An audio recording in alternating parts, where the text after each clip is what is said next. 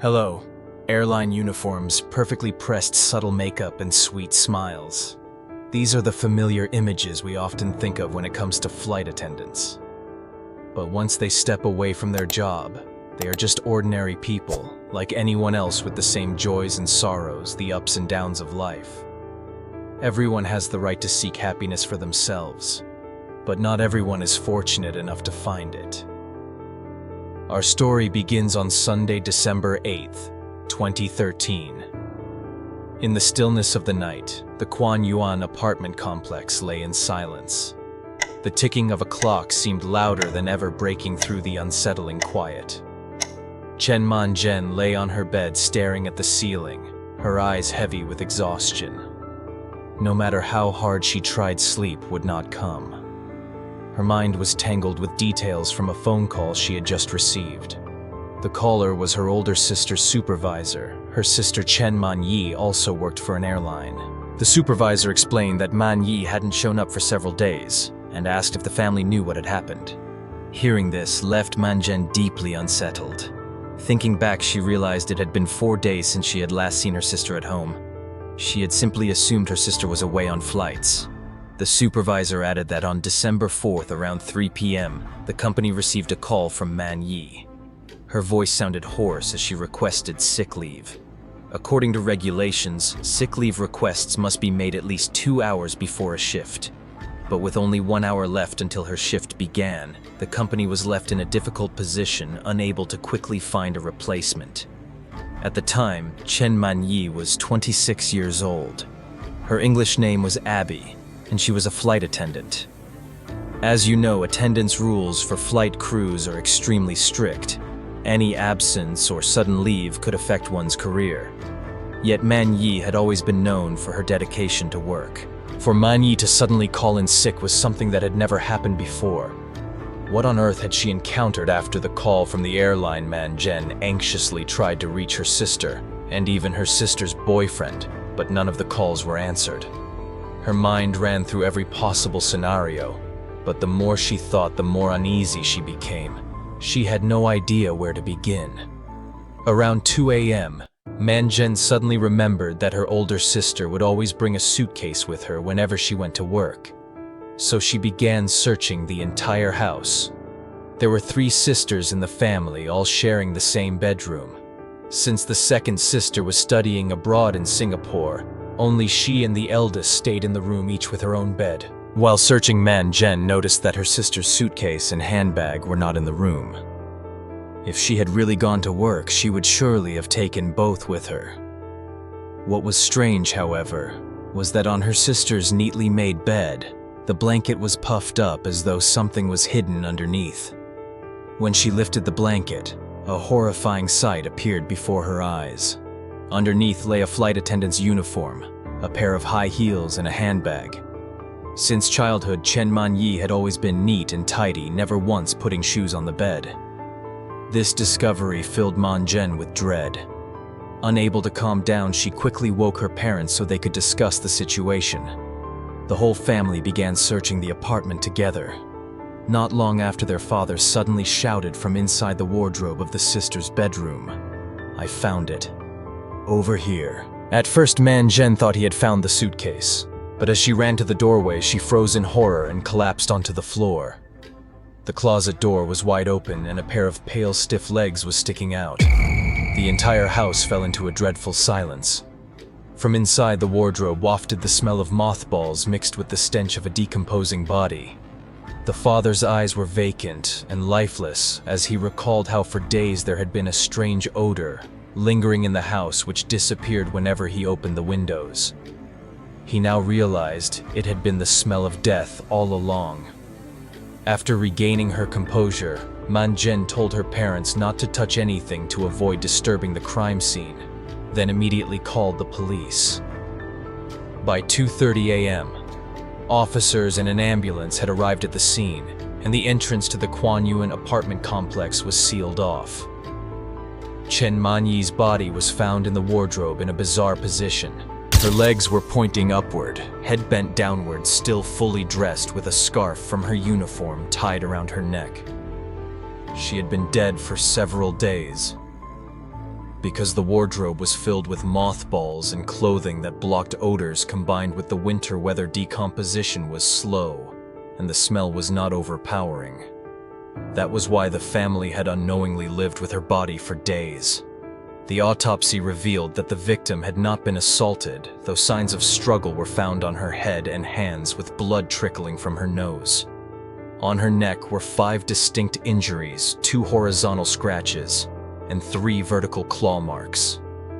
The time of death was established as the afternoon of December 4th, the very day she had called in sick. The cause of death was determined to be suffocation. The killer had strangled her with both hands and the scarf from her uniform. Furthermore, upon checking, the family discovered that Chen Manyi's phone and bank card were missing. The SIM card had been removed, preventing the phone from receiving missed calls or messages. The last recorded call was the one she made to report her absence from work. Police allowed the family to listen to the recording of Chen Manyi's sick leave call to the airline. That afternoon, her father confirmed that the voice on the phone was indeed his daughter's, though it sounded hesitant and frightened, very unlike her usual manner of speaking. Manjin also added that her sister usually spoke loudly, clearly, and decisively, but the voice on the call was trembling. After analyzing the evidence, investigators concluded that Chen Manyi had been coerced into making that phone call. Police then turned their focus to her bank card transactions. The results showed no transactions for nearly a week. The killer had taken the bank card but never used it, raising serious suspicion. Chen Manyi's mother told police that her daughter had always been well-behaved and considerate since childhood. Every day after school, she would take her 2 younger sisters to the library to study while waiting for their parents to come home. Her academic performance was excellent, and even her teachers praised her as a hard-working student. Although the family was not wealthy, Chen Manyi had managed to earn admission to the Chinese University of Hong Kong, one of the city's most prestigious universities. That day, her family bought a roast chicken to celebrate, but she refrained from eating much, giving most of it to her sisters instead. Upon entering university, Manyi both studied and worked part-time. By day, she attended classes, and by night she worked at a cafe. She saved every penny she earned to support her parents. In her parents' eyes, she was the most considerate daughter. To her friends, she was an excellent and diligent student, and to the neighbors, she seemed like a perfect girl, someone who rarely had conflicts with anyone. So why was she brutally murdered? Investigation revealed that Manyi's parents usually returned home from work after 7 p.m. Her younger sister, Manjen, worked at a bar and would not return until the early morning. The killer deliberately chose the time when only Manyi was home to strike. It was clear that he was very familiar with the family's daily schedule. 5 days later, on the morning of December 9th, her parents found the suitcase she often used for work placed on top of the wardrobe in their bedroom. This action by the killer was clearly an attempt to stage the scene, making everyone think that Manyi had gone to work. At the crime scene, there were no signs of struggle or forced entry. Therefore, the family noticed nothing unusual. This suggested that the killer was very likely someone familiar to the victim. Police concluded that the killer must have had a close relationship with Manyi, so they began investigating her social circle. Very quickly, her current boyfriend became the prime suspect. Previously, Manjen had tried to contact him but was unable to reach him. It was known that Manyi and this boyfriend had only been dating for a little over a month. His name was Hu Huaqiang, 30 years old, who had studied abroad in England. After graduation, he worked as a sales representative for an electronics company in Shenzhen. Almost every day, he had to travel between Hong Kong and Shenzhen. In October of that year, during a cruise trip, he happened to meet Manyi. When he found out she was a flight attendant, he jokingly said he wanted to experience her service. Coincidentally, a few days later, Manyi had a flight to Beijing, so she invited Hu Huaqiang to join. During this trip, their relationship grew closer, and by December 10th, they officially became a couple. Manyi seemed very fond of Hu Huaqiang, frequently showing affection for him on Facebook, and even calling him Angel, as he brought her much happiness. Just as the police were preparing to search for Hu Huaqiang, he voluntarily went to the station, denying any involvement in his girlfriend's death. He stated that the last time he saw Man Yi was December 1st, 3 days before she took leave from work. After that, they continued communicating via messaging apps. Their last conversation was at noon on the day of the incident. Man Yi sent him a photo asking if he thought it was beautiful.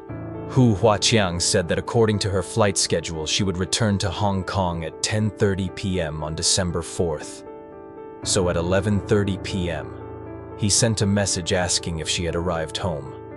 After that, Man Yi completely lost contact, neither replying to messages nor answering calls. He assumed his girlfriend was tired and did not pay much attention until the tragic event was discovered. Hu Huaqiang explained that he had been invited by friends to go camping in the mountains, where there was no cell phone signal. It wasn't until he returned home that his friends told him that his girlfriend had been murdered. They also mentioned that the police were looking for him, so upon learning the news, he rushed to the police station to clarify everything. Hu Huaqiang fully cooperated with the investigators, appearing deeply grief-stricken.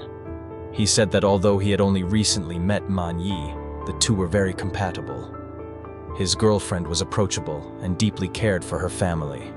The police investigated Hu Huaqiang's whereabouts over the past few days and found that on the day of the incident, he was not in Hong Kong, but in Shenzhen. Furthermore, the police could not find any clear motive for him to commit the crime. Therefore, Hu Huaqiang was removed from the list of suspects. If Hu Huaqiang was not the perpetrator, then who could it be? Man Yi had never had conflicts with her colleagues, and most of her close friends had not seen her since the 3rd day of the month. Her family had no reason to commit the crime either. The Queen Yuan apartment complex where Man Yi lived had a fairly good security system. After reviewing security camera footage, the police discovered a suspicious man. Around 1:50 p.m. on the day of the incident, a man entered the complex, appearing very familiar with the place. He then appeared in front of Man Yi's apartment, pacing back and forth. 40 minutes later, as Man Yi dressed in her uniform and pulled her suitcase to go to work, the man suddenly lunged at her, grabbed her shoulders, pushed her inside, and slammed the door shut. At 3 p.m., Man Yi called in to request time off work, which seemed to have been done under the man's coercion. At 5:17 p.m., the man hurriedly left the apartment complex. Man Yi no longer appeared on camera. Upon reviewing the footage, Man Trin realized that the man was none other than Mak Tuan Hien, her sister's ex-boyfriend, whom her sister had broken up with a year ago. Ma Tuanxian, 26, was a wealthy heir born in Shenzhen. His father ran a transport company specializing in shipping goods between mainland China and Hong Kong. His family was very wealthy. At age 6, Ma Tuanxian moved to Hong Kong with his parents. At 12, he studied at St. John's Ambulance Academy in Hong Kong. He had basic medical knowledge but failed the final exam, so he did not receive a professional license. From that point, he became depressed, self-indulgent, and his academic performance declined sharply. After graduating from high school, his father wanted to send him abroad for further studies, but he preferred to work on his own, saying he wanted to experience life. As a result, he repeatedly failed at jobs working in various positions, ranging from finance companies to real estate agencies. At the time of the incident, he was unemployed. According to friends, Ma Tuanxian liked to boast and often bragged about his romantic life. Coming from a wealthy family, he also liked to flaunt his wealth. Every time he went out, he wore luxury brands, and when hanging out with friends, he always paid. If he ran out of money, he borrowed from friends. In addition, he had a passion for playing basketball.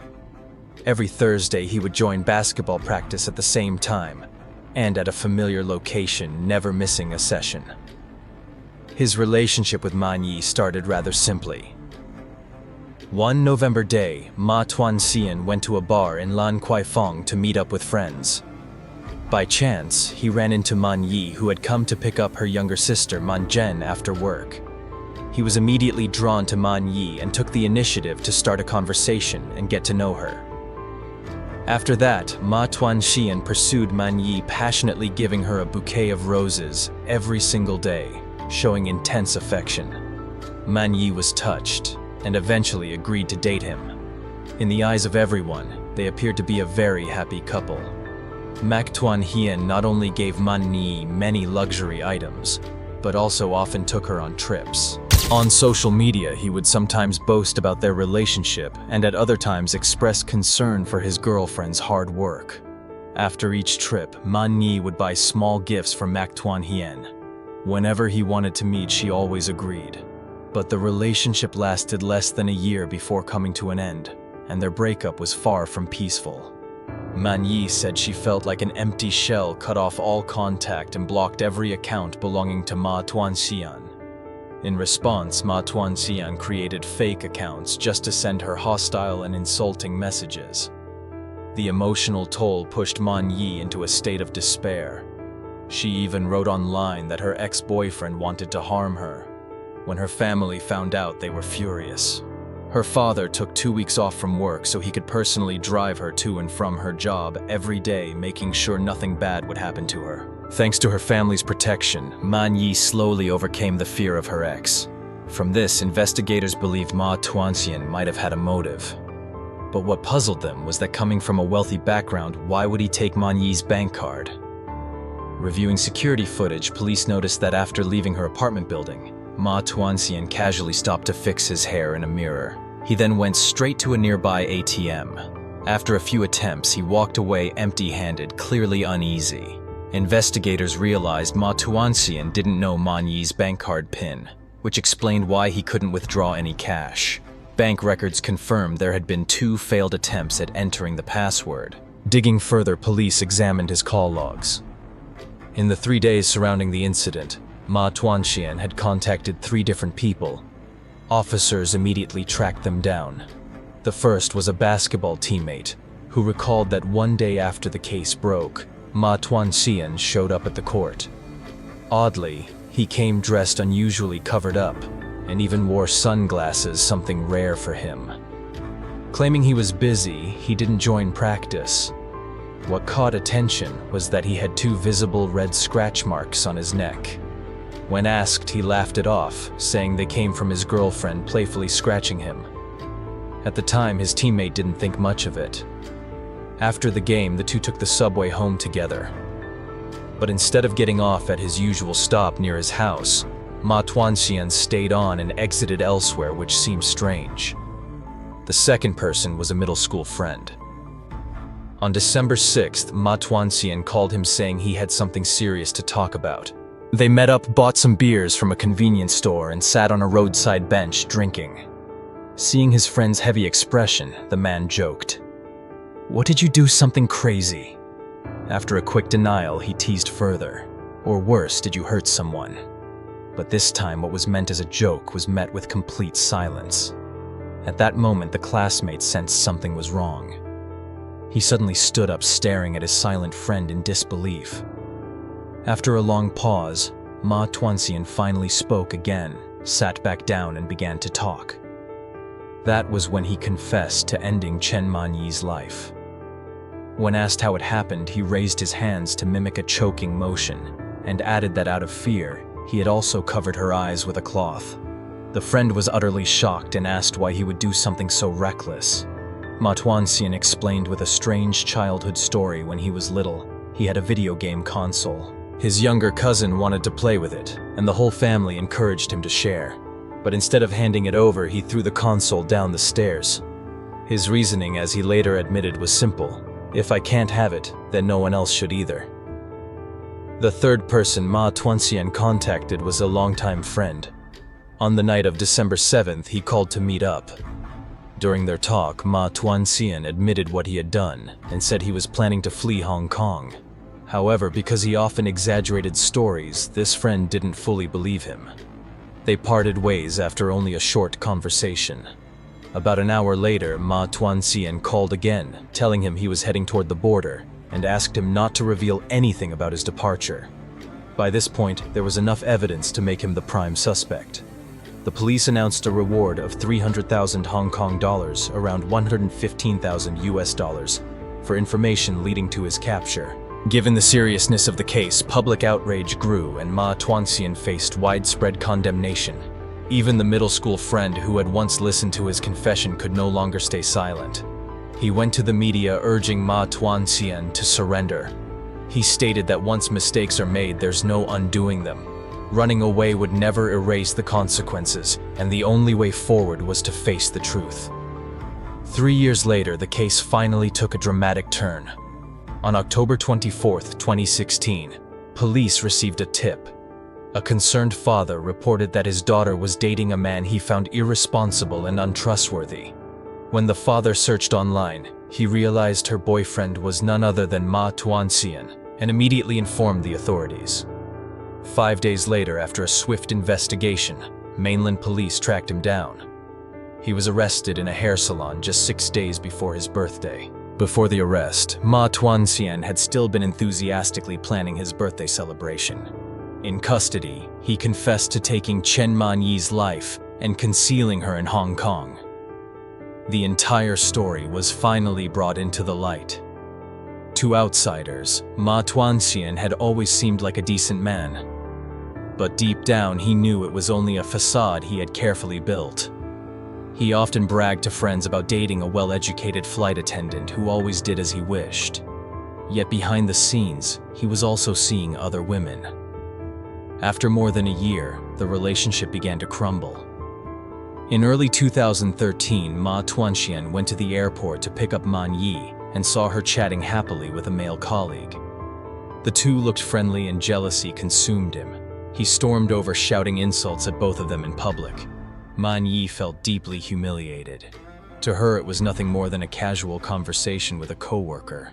But being treated like that in front of others was unbearable. Because of this, the two had a huge argument. A few days later, once his anger had cooled, Ma Tuanxian realized he was wrong and went to apologize to Man Yi. He explained that stress from work had made him lose his temper. To show sincerity, he even pulled up his chat history, but carelessly forgot to delete affectionate messages exchanged with other women. Seeing that Man Yi grew furious and broke up with him immediately.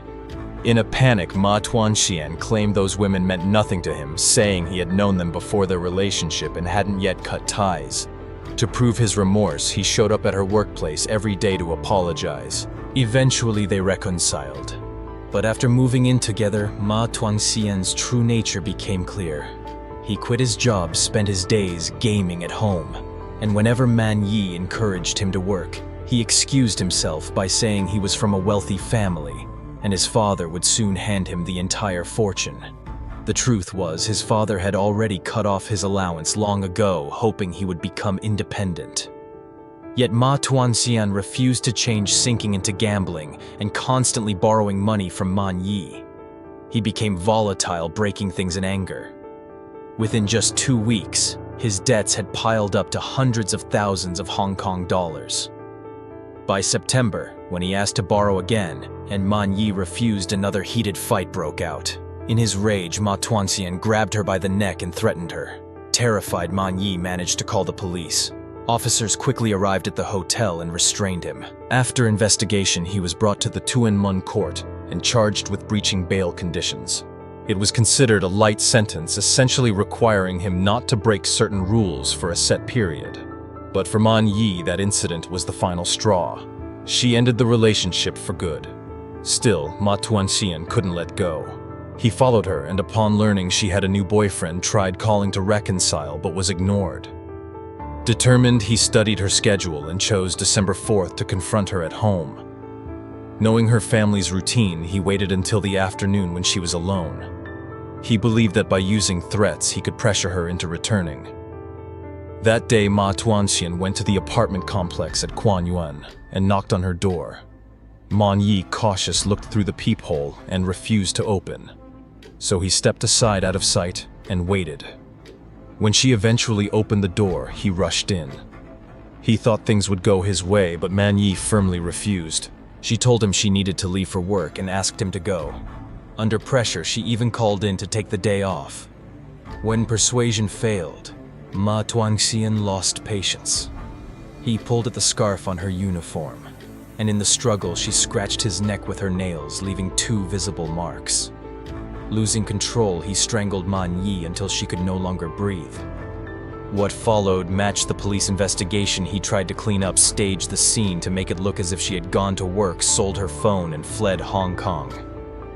For 3 years, he hid at relatives' homes in mainland China, spending money recklessly. When broke, he worked in small factories that didn't require ID. He even had a new girlfriend and fathered a son, believing he could live like that forever.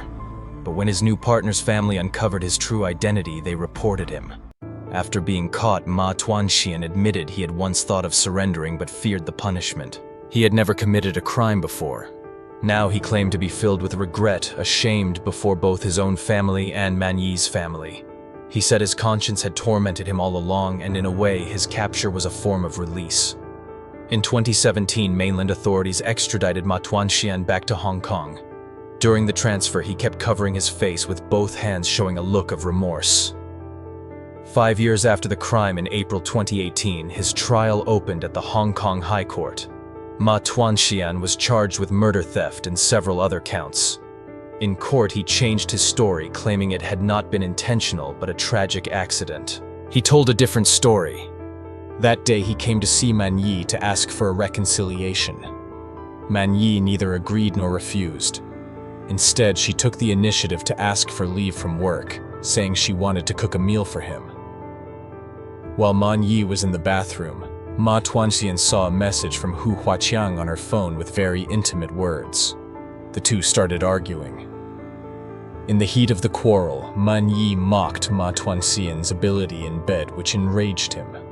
He lost control of his emotions and strangled her to death. After calming down, he hurriedly tried to perform artificial respiration and CPR on Man Yi, but it was already too late.